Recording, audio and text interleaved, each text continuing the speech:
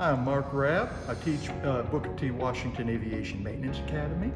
And what we do here is teach various different aspects such as aviation fundamentals.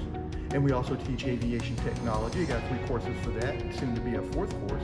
So I'll have aviation technology 1, 2, 3, and 4.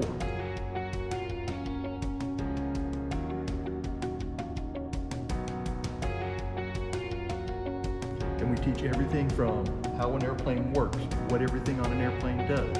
And then we go into other aspects such as airport operations, air traffic control, weather, all the factors that might affect an airplane doing what an airplane does.